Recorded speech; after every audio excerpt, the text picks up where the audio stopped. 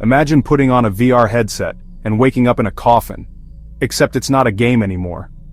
A group of friends were testing out a new VR game. No one expected what was waiting for them. The game's instructions included a warning that seemed like a joke.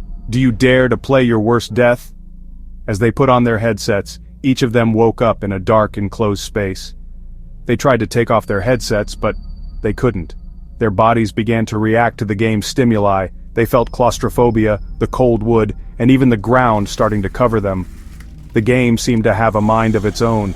As they tried to escape, terrifying visions appeared, such as the faces of the dead whispering in their ears, "You'll never get out of here."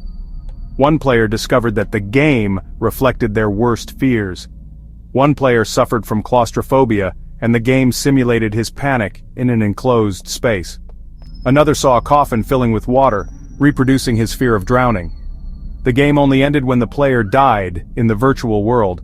But what if death was not just a fiction? One player finally died in the game and the headset automatically came off.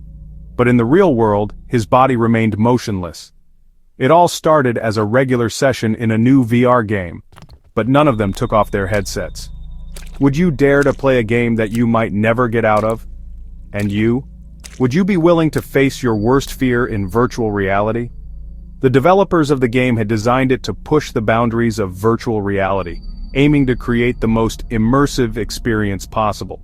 They wanted players to feel as if they were truly living their worst nightmares, but they never anticipated the consequences of their creation. The game was meant to be a thrilling adventure, a test of courage and endurance. However, it quickly turned into a nightmare that no one could escape from. The friends who tested the game were all experienced gamers, used to the adrenaline rush of virtual reality. They had played countless VR games before, but nothing could have prepared them for this. As they discussed their experiences, they realized that the game had tapped into their deepest fears, creating scenarios that were disturbingly real. One friend who had a fear of heights found himself on a narrow ledge, high above the ground with no way to escape. Another, who was terrified of spiders, was trapped in a room filled with giant, crawling arachnids. The game's realism was both its greatest strength and its most terrifying aspect. The sensations felt so real that the players' bodies reacted as if they were truly in danger.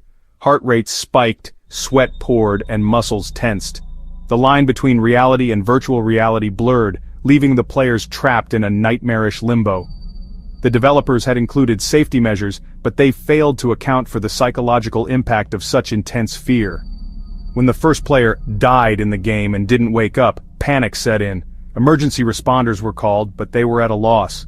The player's vital signs were normal, but he remained unresponsive. It was as if his mind was still trapped in the game, unable to return to reality. The other players, still trapped in their own nightmares, were unaware of the unfolding crisis. Eventually, one by one, the players managed to die in the game and remove their headsets. The relief was palpable, but the trauma lingered.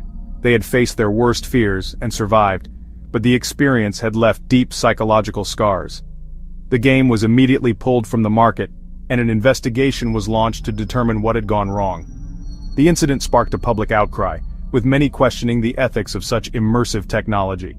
Parents were concerned about the potential dangers of VR games, and lawmakers called for stricter regulations. The developers faced lawsuits, and their reputation was tarnished. The friends who had tested the game became reluctant spokespeople for the dangers of virtual reality, sharing their harrowing experiences to warn others.